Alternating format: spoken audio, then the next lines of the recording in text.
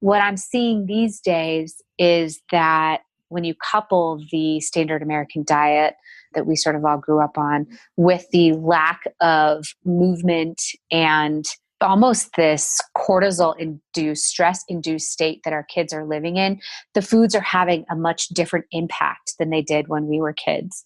And I think it's important to start in the home. What type of family are you? What types of food are in the home? What is the healthy home environment? You're listening to the Mindful Mama podcast, episode 165. Today we're talking about kids' healthy eating and body image with Eliza Kingsford. Welcome to the Mindful Mama podcast. Here it's about becoming a less irritable, more joyful parent. At Mindful Mama, we know that you cannot give what you do not have, and when you have calm and peace within, then you can give it to your children. I'm your host, Hunter Clark-Field's Mindful Mama mentor. I help smart, thoughtful parents stay calm so they can have strong, connected relationships with their children. I've been practicing mindfulness for over 20 years. I'm the creator of the Mindful Parenting Program, and I'm the author of the upcoming new book, Raising Good Humans. Welcome back. So glad you are here on this lovely morning. It is here anyway. I'm so glad to be in your ears, and welcome if you are new. So cool. Thanks for popping in and checking out the podcast. We have an amazing guest for you today. In just a moment, I'm going to be sitting down with Eliza Kingsford, and she's a licensed psychotherapist, and she's the founder of Empowered Wellness, a company that provides sustainable solutions for creating food freedom and better body image. And you're going to hear about how she runs this amazing camp for kids. And this is just such a powerful conversation. I think it's really important, right? Mindfulness and mindful living affects every part of our lives, right? If we are unhealthy in our bodies, if we're putting junk in our bodies and not feeling good in our bodies, it affects the mind. It really even get frustrated in the fact that I have to separate body and mind because they're not separate. They really, really affect each other. And, we're going to talk about how a huge number of kids today are hooked on processed foods and how it has an impact on their systems and their body image. And I'm so excited for you to hear this conversation. And here are some of the takeaways that I really want you to listen for. So we're not fueling our bodies in a loving and compassionate way was a big one for me talking to Eliza. You're going to hear how when kids are hooked on hyper-palatable foods, it's actually neurologically harder for them to make good decisions. This was really eye-opening for me.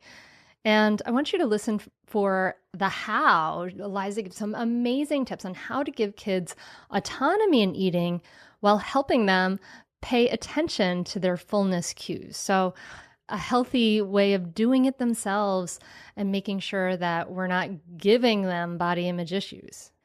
Before we dive in, I want to let you know about a couple things. And before I do that, I want to thank you for some iTunes reviews. Thank you so much to Evolving Jen and Heather Yvonne for your 5-star reviews. Thank you. That makes a huge difference to me, and I really, really appreciate it. Thank you so much. And before we dive into this conversation, I want to let you know that coming up very soon, I am doing a free live training, and I think it starts like next week from when this comes out. Anyway, it's May 6th through 9th, 2019, if you're listening to this in real time, and it is the Unmartyr Yourself training. And this is a really valuable training to so many people. And this is for you if you have trouble getting your needs met, if you have trouble talking to your partner, we're going to be talking about that. And this is about how to get your needs met and have great relationships, but without being selfish. And this is a really, really powerful training. I'll be with you live for 4 days, every day. We'll record it if you can't make it for a few days, but I really encourage you to check it out and join us. It'll be a great, great time. And that's May 6th through 9th. And you can join at mindfulmamamentor.com/unmartyr. That's mindfulmamamentor.com/unmartyr, spell unmartyr, UNMARTYR. Or you can just go to the events page on my website and you'll find it there. All right. Now on to this episode. Eliza, thanks so much for coming on the Mindful Mama podcast. Thanks for having me. I'm excited to be here. Mindfulness, my favorite thing. Yay, cool. And yeah, we were just talking about how you are in a city that I love, that one can buy organic popcorn on the on the street in Boulder, Colorado. It is And true. they have great donuts there. Speaking of They things do? you can eat, they have great donuts in Boulder. They have great donuts. Yeah. On the Pearl Street Farmers Market, they've got great donuts, believe it or not. Wow. Yes. Yeah. I have a dear friend who lives in Boulder, and she's like, has donut Fridays. That's awesome. So you work with girls with body image and with healthy weight loss and all these different things. And I want to talk to you about all of these things, but I'm curious about how you got into this work. Is this something that was something you struggled with in your own life, like as a young person? Like what drew you to studying this line of inquiry? Yeah, good question. And you hit it. I struggled in my youth and adolescence, especially to try and understand how to appropriately manage my weight. I have some obesity in my family, and I found that I began to become really self-conscious and struggle with my weight in high school. And I just didn't know the appropriate way to be healthy. And I didn't struggle with an eating disorder necessarily. And I wasn't overtly heavy, but I started to become preoccupied with my body and with making appropriate food choices and being healthy. And I was an athlete my whole life. You would have looked at me and never would have thought that I was struggling with those things that I was. Internally, I was struggling. I wasn't terribly comfortable. And I looked to food and exercise to fix that. And yet I knew internally there was something else. I knew that there was a subconscious driver in me that was saying, maybe this isn't the way. And so as I really gravitated towards studying psychology and going to grad school, I gravitated more towards eating disorder behaviors, disordered eating behaviors, partially because I was really starting to understand myself and the psychology behind what I was struggling with. So that's how that passion developed, and it grew and grew over time into working with teens and young adults who are struggling with body image and weight management and what to do about food and body. Yeah. I mean, you could probably tell me the statistic about how many people struggle with it, but it seems like it must be an amazing number, because it just seems like such a common way that we, it's one of those ways that we try to avoid feeling our difficult feelings, right? Like I know that when I was a young person, I mean, I'm luckily and blessed to have a pretty thin, healthy body, right? But, I remember being in college and just binging is what you would call it. But you would look at me and think that I would, I mean, not that I don't think I had a big problem, but it was something like I would binge on like a bunch of cookies if I had a terrible day, and I would just eat like a bunch of cookies and I'd feel gross and disgusting after it. And then the next day I would go for a longer run or something like that. And I really was addicted to sugar, and things like that. But I generally did some healthy behaviors too. And for, I don't know, for me, it was actually like kind of very slowly and gradually, I think through yoga and mindfulness, that it wasn't even an intention, but I just started to eat in ways that felt better because I wanted to, I don't know, I didn't want to numb so much anymore. But it's something we do to numb, right? Isn't that what that comes from? Yeah, it is. Well, and sometimes it's to numb and sometimes it's to feel, it both are true. And it's often non-conscious, especially to start with. It's habit, it's boredom, it's stress. And you said it a minute ago, it's really, really common. We all have some type of relationship with food. For some people, it's not problematic at all. And for some people, it's sort of that linear scale that it becomes really, really problematic and food becomes the only coping mechanism or such an overt coping mechanism. And it sounds like your biology supported some binging behaviors and it didn't have a problematic effect. Some people's biology, when people engage in those binging behaviors, it is very problematic for them because of their genetic makeup and their genetic predisposition.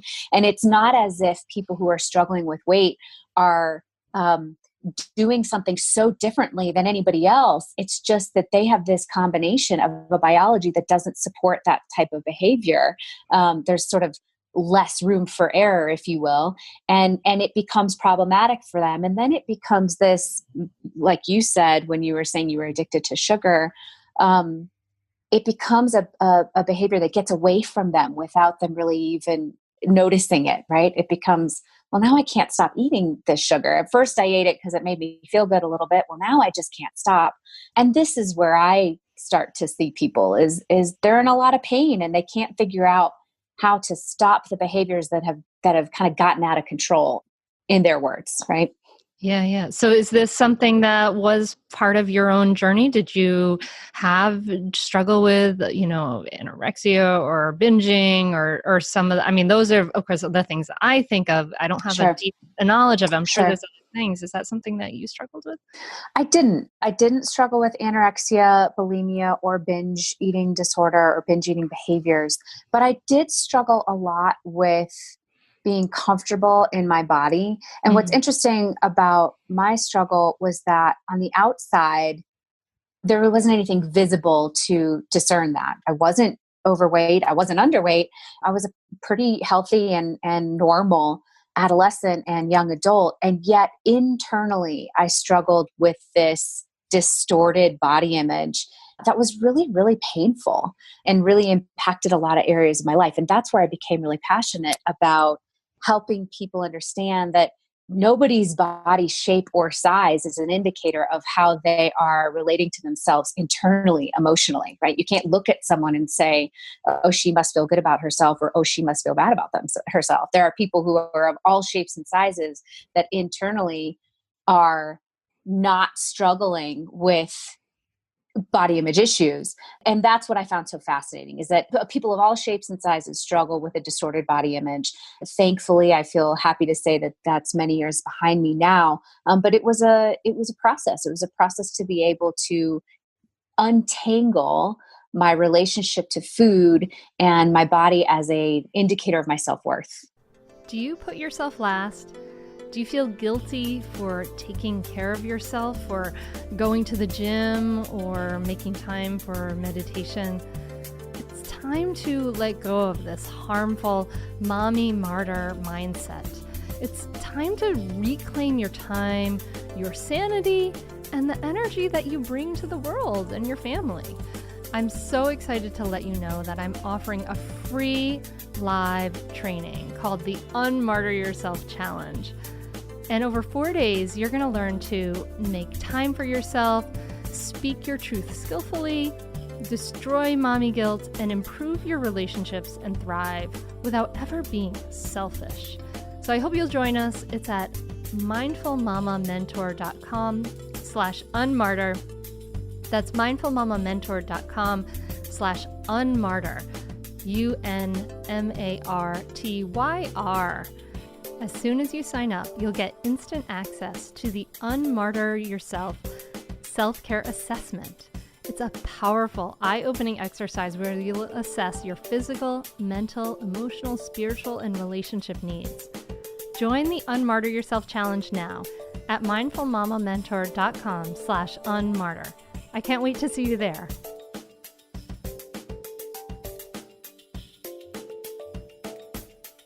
Yeah. I'm sure, so many, I'm sure the listener is saying yes, and relating to everything you're saying.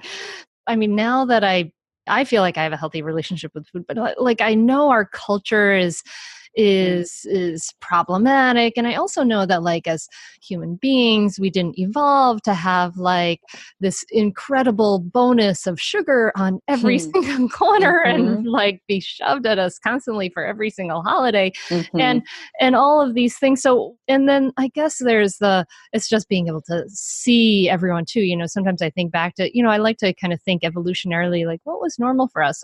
Maybe it was normal for us to know 100 people max in our life. And, right. When that tribe of 100 people, you might have been the one, with the prettiest eyes or the fastest runner or whatever, and And now that comparison brain goes on to everybody. Ugh, So yeah.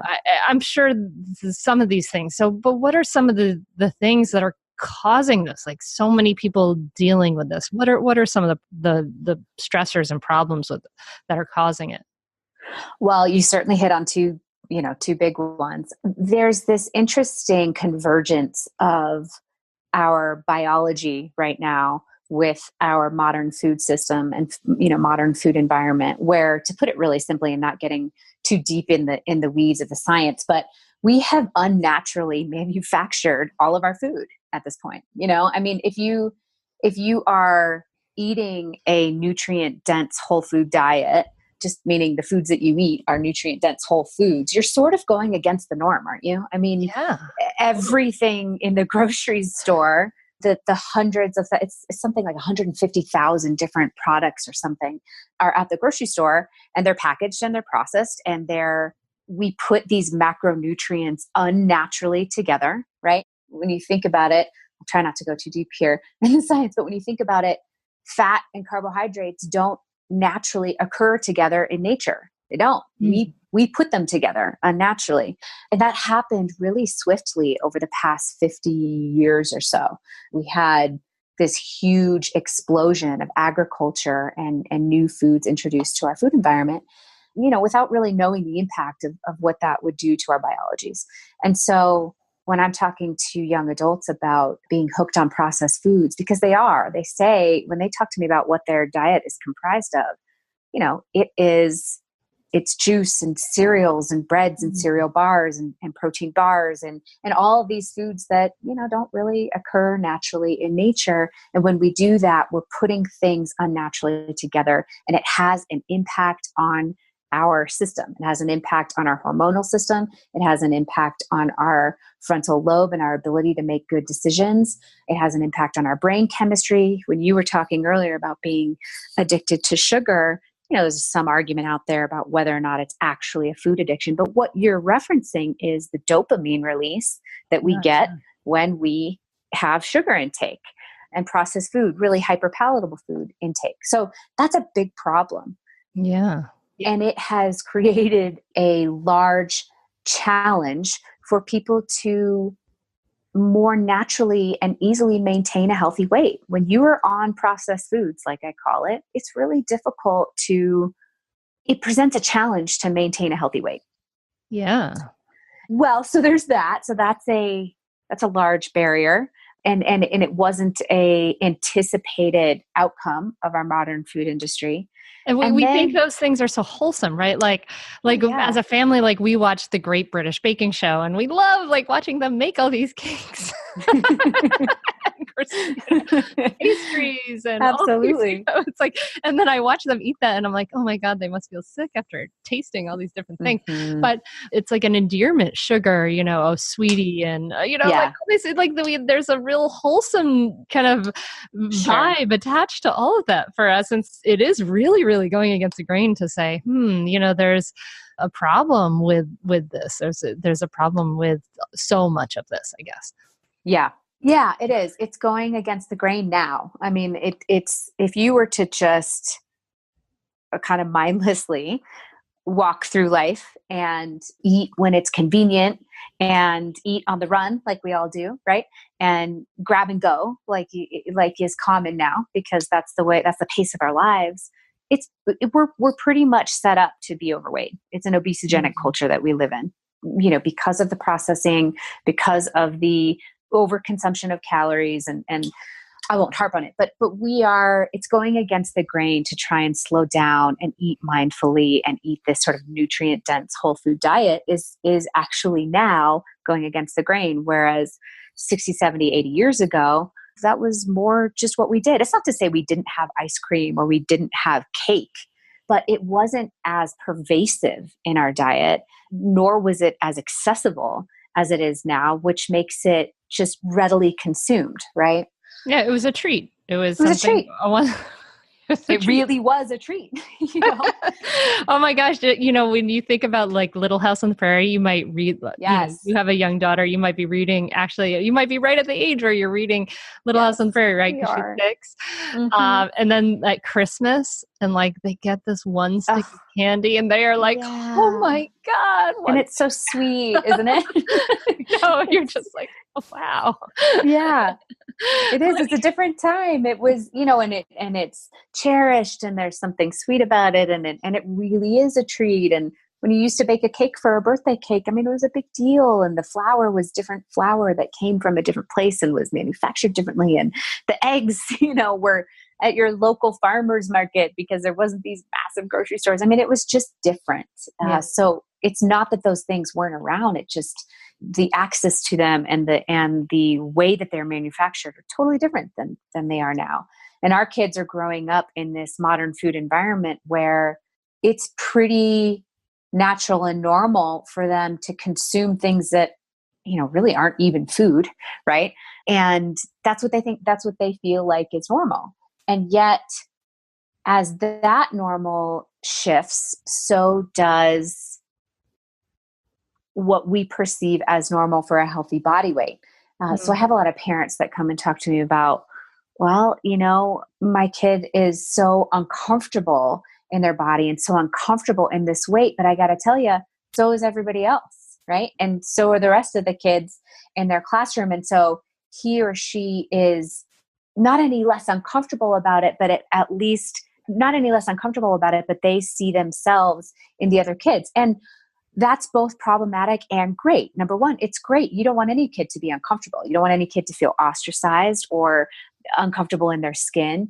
And yet we have also pushed out what is normal for a healthy body weight, right? We have said, okay, now that the majority of our country are living in larger bodies, well, we're going to push out what's normal and make it bigger. I mean, that's what's happening in some of the medical guidelines.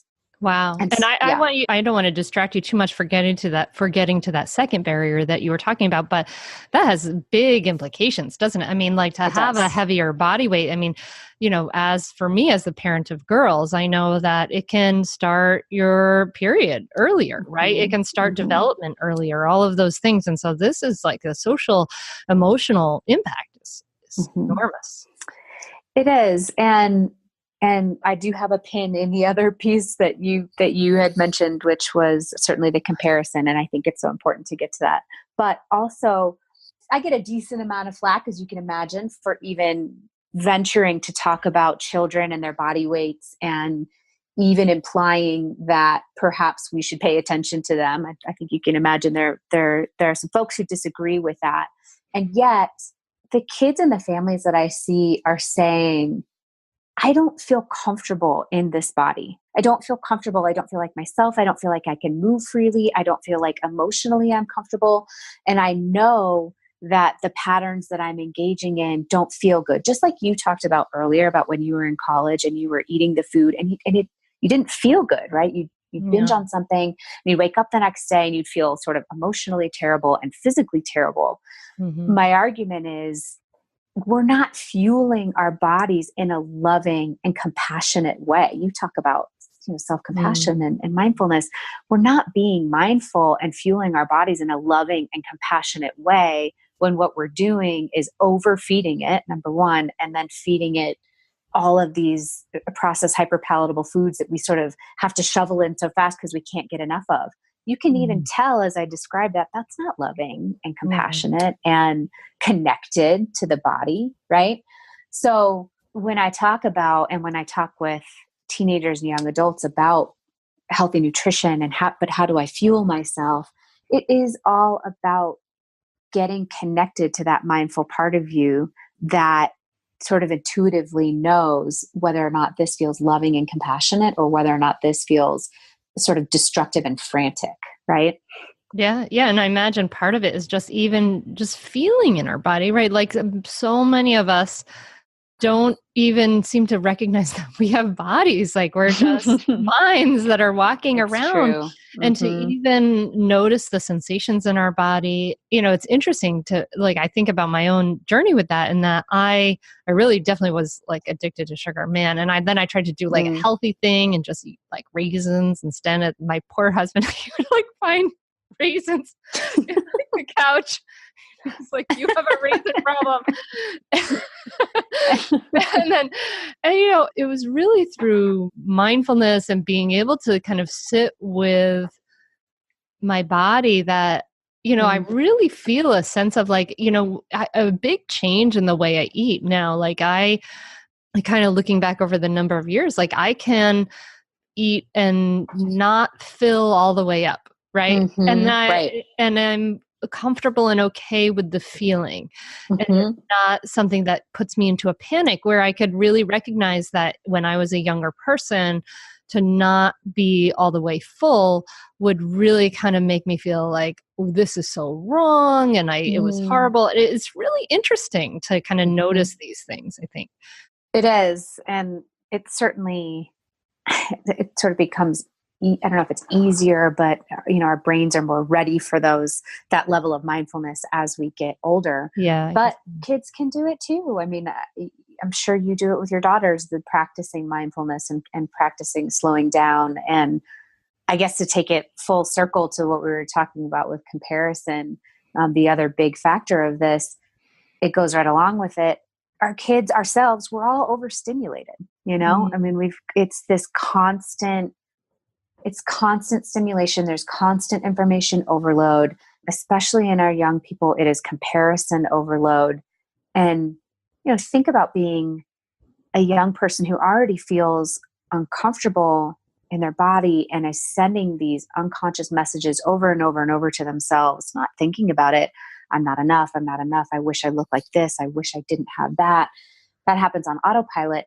And then they go on social media platforms and things, and their subconscious pulls in information to affirm what they believe about themselves. So it's this scrolling in constant comparison of, I don't live up to her. I don't live up to him. I don't live up to her. I don't live up to him. And here are all the ways that I'm going to prove it to myself that I don't live up to these people.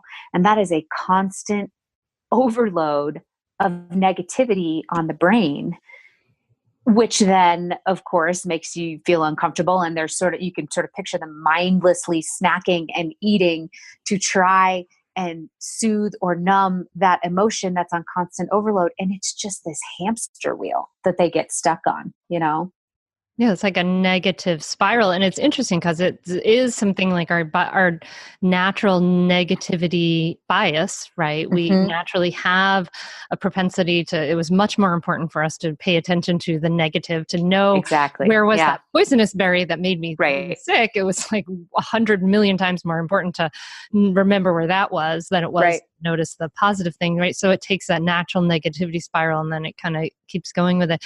In some ways to think about the cause. And then I guess there's our own upbringing and, in the model we see in our parents and in our family and our culture and what those are too.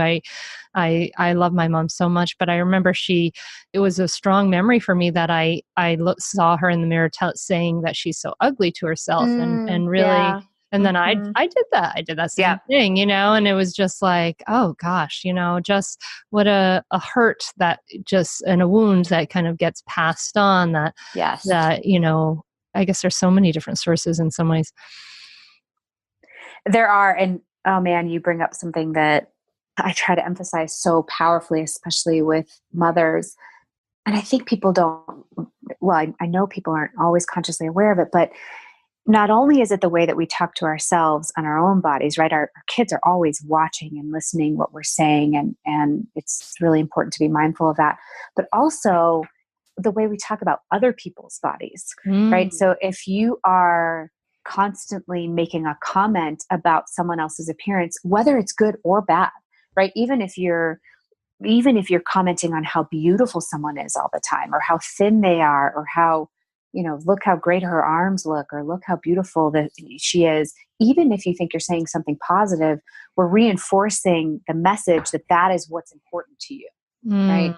You're saying, these are my values. This is what's important to me. Someone's appearance, their beauty, their their body shape, thinness or fatness, doesn't matter. It is reinforcing the message to the child. Oh, this is what's important to my mom or to my dad. And so I just encourage parents to be mindful of, sure, we can comment on someone's appearance. That's okay. It's okay to be honest and say, wow, I really think this woman looks beautiful.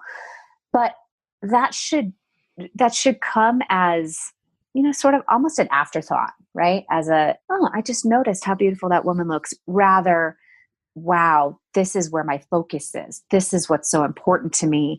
And just be aware of how often you comment on someone's appearance in general.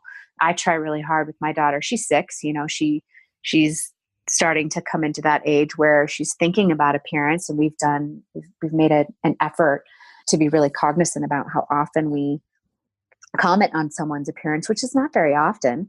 But we were watching the Oscars for a minute the other night, and I commented on someone's dress, right? Oh, that dress is so beautiful. Or look, it brings out the colors of her eyes or something. Or she must have spent a long time on that hairdo or something like that. That is commenting on my thoughts of that beauty, but not giving the impression that the beauty is my value or standard for measurement, if that makes sense. Yeah, I think that makes sense. Kind of just, I like what you're inviting the listener to do, which is to kind of take some time to be conscious of how often you comment on appearance. And sometimes just the act of noticing or noting how often one comments on it, that can be like a bell of mindfulness, kind of showing you revealing a part of yourself to you, like, oh, is this the thing that is most important? And that it may just be a habit energy from leftover from your parents and, Right. things like that. So Yes. it may be something that we want to consciously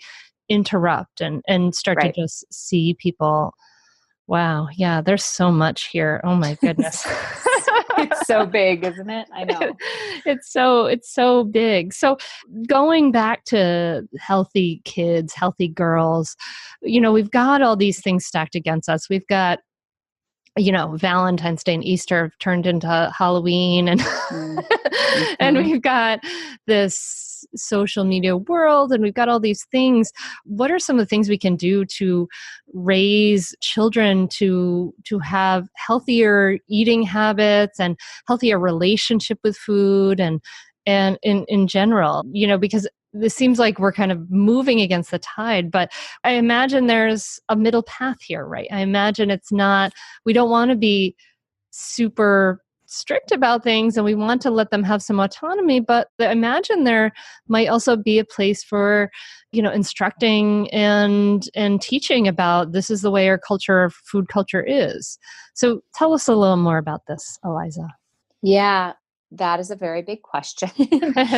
But I do think there is, well, first of all, I want to say that there is a balance, there is a middle ground, but it's also important to, I think, honor when your child is struggling with their body weight and shape, and being able to help them in a compassionate way tease through that and figure it out. But if we're just talking about kids in general, and kids are kids, and hopefully they're moving, and hopefully they're enjoying their lives, no, we don't want to impose this strict or rigid regimented food system in the home or exercise regime in the home that will then bring with it a whole host of other problems. However, in our modern food environment, I do think it's important to be mindful of what types of foods are in the home and just be aware of your child's biological reaction to those foods. So here's what I mean. Some of the things that I grew up on, right? Like I grew up on country crock, right? Do you know country crock? the margarine. Yeah. I grew up on margarine. Right? I grew up on this like margarine, this country crock. And I mean, it was cereal and orange juice and pretty typical standard American diet stuff at the time. And what's interesting though, is that I was also a really active kid. We were always in sports and athletics and swimming and skiing and all kinds of things that helped regulate what was happening in my biology. We were outside all the time. We were playing all the time.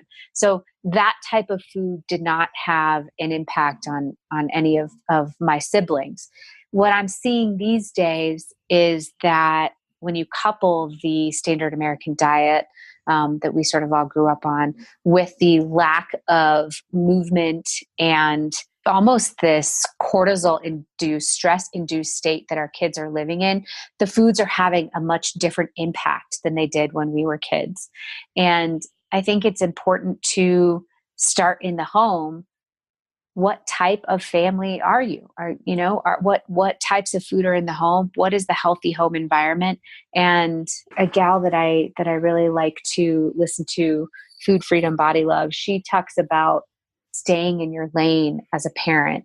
And as a parent, the kids have their own lane and the parents have a lane. And the lane for the parent is the what, the when, and the how of the food, meaning what food is in the home, when do you eat it? Is it, morning, noon, and night?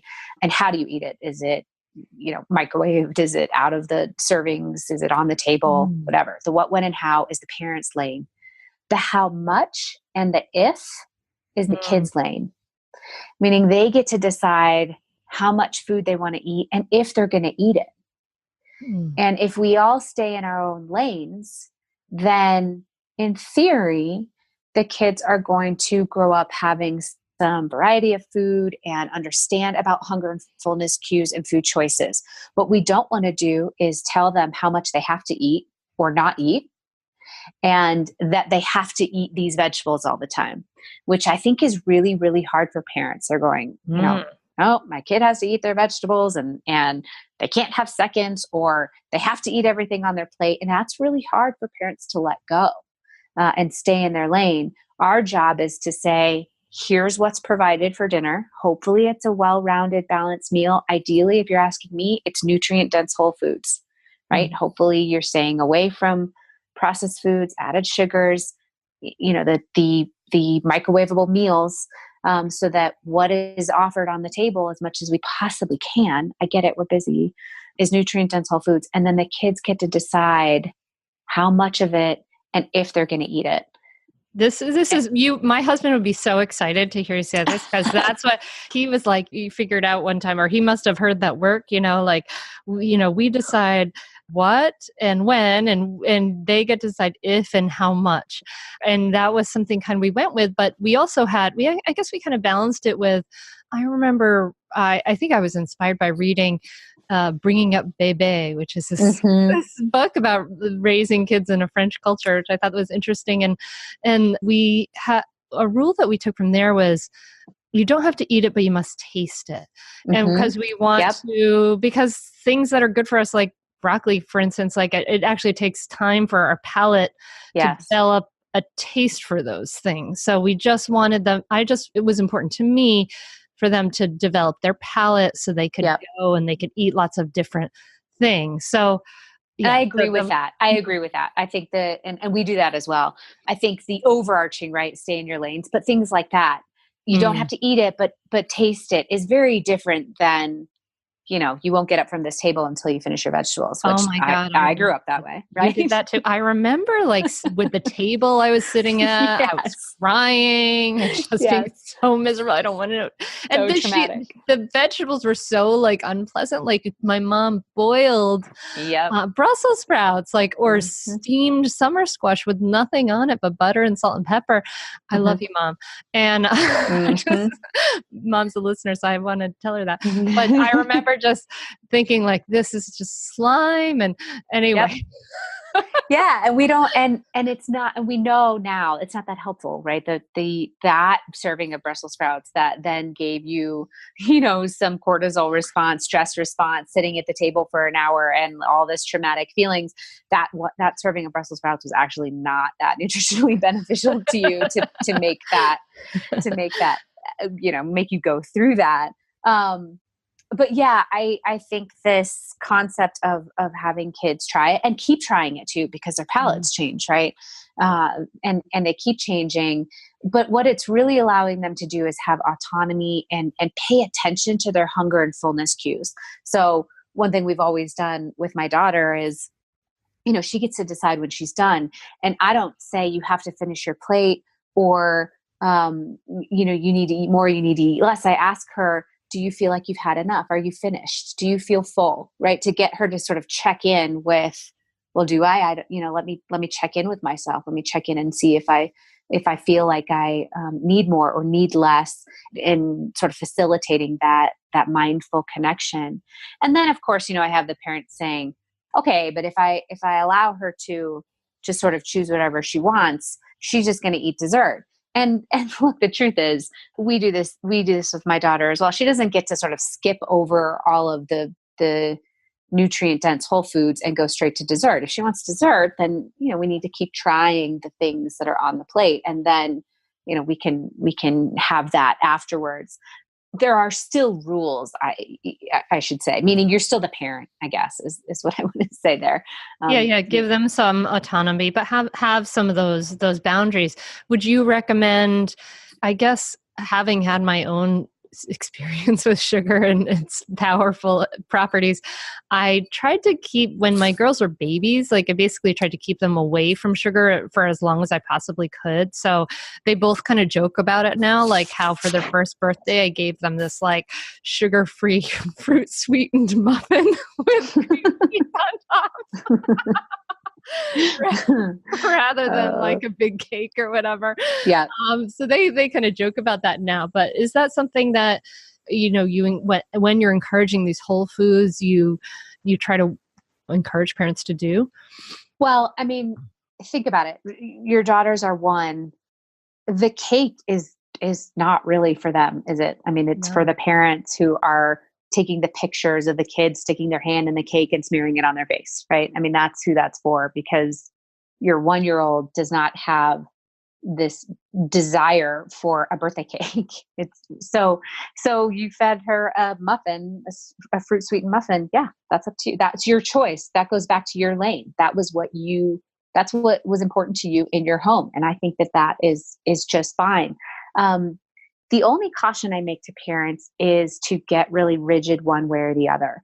So while nutrient dense whole foods is my preference as well, making sure that there is exposure to sugar and to some degree, some snacky foods or things like that. Even if you decide that you're always buying the, I don't know, Annie's organic bunnies versus goldfish or something like that, that's fine. Your child will have exposure to hyper-palatable foods and sugar. And when it becomes such a big deal, right? When it becomes, we can't have that, or we don't eat that, or that's bad for you, or I'll tell you my Cheeto story. I've been saying this for a while, but then of course you have your own daughter and everything goes out the window. And my grandmother, bless her, she's sort of in her nursing home, and my grandmother, and so my daughter came to visit, and so great grandmother, and her showing of love was to have a bunch of snacks for my daughter. And one of those snacks was Cheetos, and my daughter had never seen Cheetos before, and I was sort of cringing. Cheetos are not my choice, right? And she ate them and was saying, Mom doesn't let me have these. Mom doesn't let me have these. And she had been asking for Cheetos, and I kept saying, we're not having Cheetos. It's junk food. It's not food. And she would not let these Cheetos go. I mean, for a year, she asked me if she could have Cheetos, and it dawned on me, oh my gosh, I need to stop. I need to let this go, because Cheetos has become this thing in her brain, because I told her she couldn't have them, and I sort of demonized them, and I didn't mean to. And I let it go, and I said, you know what? Next time we see Cheetos, you're welcome to have them. And I made good on that promise. I bought her the bag of Cheetos, and it was gone. That was it. Cheetos weren't a thing after that for her. Once I let it go, she let it go. And I say that just to say, we don't want to demonize things either, because that sends a message to our little kids' brains. Oh man, it makes them hyper focused on something that really should just be neutral. Right. And so for us, it's more like, it's not, you can't have those. And it is, we don't keep those in the home. If you want to eat those at your friend's house, that's fine. And, doesn't bother me. It doesn't mean I have to go out and keep Cheetos in my home. It just means I have to be careful about the food rules that I project onto her. Yeah, I think that's an important message for, anyone who's like very, very into nutrition. That can be hard to do that. It's kind of like it's almost like screen time, right? Like, because we have all these hyper palatable foods and we have these intense sugar foods and things like that. And this is the world that we all live in, and our Yes. children are going to live in. And so we can't just pretend that we don't live in that world. That's and kind of act as if the outside world doesn't exist. We really need to kind of also, I guess, model moderation and teach them moderation, and just exactly what you said, walk that middle path. So what happens when our children, who have started to struggle with body weight, or whether they're younger or whether they're in their teens and things like that? How do you help them at that point? Yeah. So we really focus on helping them get connected to what behaviors produce positive emotions for them, and helping them make the connection between when they engage in certain behaviors, while it may taste good at the time and they're eating for pleasure in the moment, that afterwards it doesn't actually make them feel good physically or emotionally. And we start to form those connections early. And then we start to talk about, so when I get kids who are uncomfortable in their bodies, they have made the false connection that a certain number on the scale is going to produce a different feeling. And so we very quickly start to tease out that it's not the number on the scale that they're looking for, it's an emotion that they're looking for, right? They want to feel better, they want to feel confident, they want to feel worthy, they want to feel loved, whatever it is. It's not the number they're looking for, it's an emotion they're looking for. So we start to tease that out and start to focus them back on, okay, what are the behaviors and consistent actions that you can take to move towards that feeling? Does the 3 slices of pizza that you're eating every other night in secret in your room make you feel closer to that feeling or further away? Oh, it makes you feel further away. Okay, let's tease through that. What do you notice are the behaviors that you engage in that get you closer to that feeling? And how do we do those more? Right. I love this. And as a side note, when kids are hooked on processed foods and hyperpalatable foods, it is much more difficult for them to make decisions using the executive functioning part of their brain, which is the part of your brain that I'm sure helps you make good decisions. It's more difficult for them to access that part of their brain. It's like it's gotten hijacked. And so not only are they now engaging in food as sort of a numbing or a coping mechanism, but also their brain is being hijacked, and you've got the stimulation of ghrelin, and you've got the suppression of leptin, and all these hormones that help you notice when you're hungry and you're full and you've had enough. All these things are going haywire, and they can't make good decisions anymore. And so helping them get off the processed foods helps them think more clearly, helps them physically, emotionally, and mentally function better. Wow. So it's neurologically harder for them to make good decisions when they're hooked on processed. Wow. Yep. Hands down, 100%. It's neurologically more difficult for them to make better decisions for themselves. Huh. Yeah. Huh. And so you do like a camp, right, for kids that they go to and learn to do these move towards the behaviors they're seeking, and to, it sounds like it's like a lot of self-reflection and self-understanding, and not a lot of burpees necessarily. That is very true. Yes, it is. We do. Yes, I run an immersion summer program for kids who can come. It's a camp environment. It's all the campy things. It's color war. It's field trips. It's bunks and excitement, right? But it's also a deep dive into behavioral methods and behavioral change and mindfulness. Like all of the kids do mindfulness and meditation and yoga, and making that connection with a healthy relationship to food and body. And what are your barriers to success? And how do we systematically dismantle those and arm you with a new toolbox to go home and be more successful? And we do that in a full immersion camp environment. We also have a digital program that's coming out in 2 weeks for kids who can't get away for the summer. but it's so much more than burpees, like you say. I mean, it's actually not that helpful to teach a kid just how to move more. We know that exercise, long-term studies will show that exercise is sort of not that helpful for maintaining your weight. It's really more about the food and so much more about the social emotional side of things. Wow. Wow.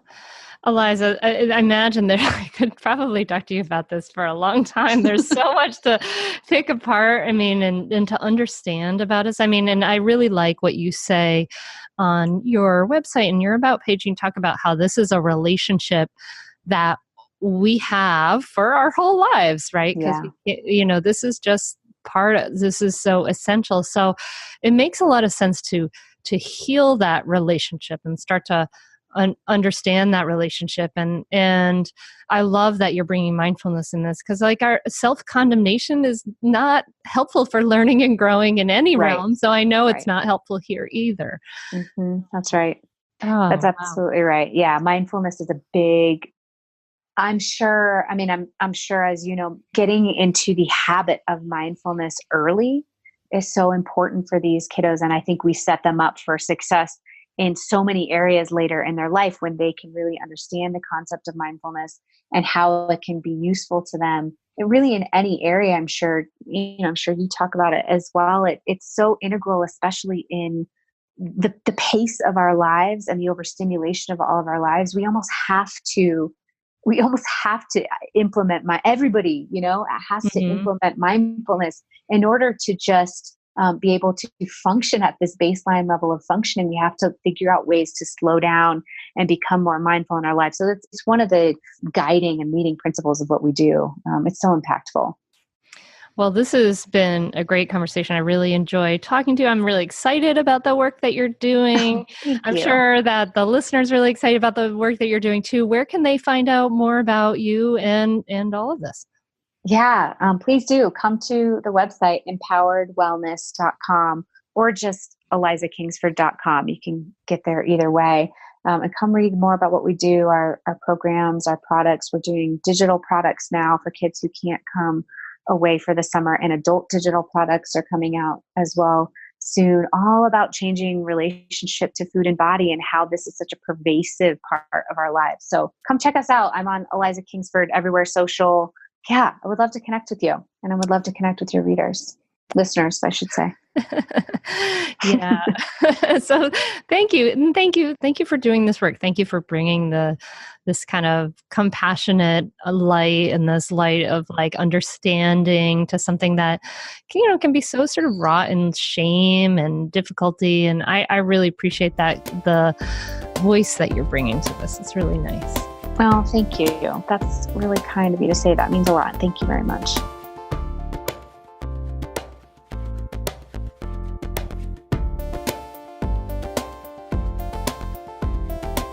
Thank you so much for listening. Don't you love Eliza's approach? I really, really love what she's doing. And that's the whole idea about being loving and compassionate to our bodies. Yes, yes, yes. And we can do this. We can get unhooked from the sugars and all those things kind of in a bit by bit way. It is possible. And then we just feel better, right? We have this one life. We want to live it in a beautiful, healthy way where we feel good and we're giving our best to the world, right? And that's why it's one of the reasons why I'm offering the Unmartyr Yourself training. I want to just remind you about that before we go. You can sign up for that at mindfulmamamentor.com/unmartyr. And that is for you if you want to have great relationships and get your own needs met, but without ever being selfish. And this is at mindfulmamamentor.com/unmartyr. Thank you so much for listening today. I'm so glad to have connected with you this way. I have had the wonderful opportunity to be talking to a lot of the great, amazing mamas in this Mindful Mama tribe recently. And it's just makes me feel amazing that this medium of the podcast we can reach each other in this really deep and wonderful way. So I just want to let you know how much I appreciate you listening. I appreciate you sharing and all of those things, but I just appreciate that connection. And I want you to know that you're not alone. You're part of a growing community. We're over 20,000 strong. It's pretty amazing. So I just want to let you know I appreciate you, and I'm just wishing you a beautiful week. Hope to see you in that Unmartyr Yourself training, but if not, just wishing you a beautiful week and wishing you some joy and some beautiful healthy food and feeling good in your body this week. All right, namaste.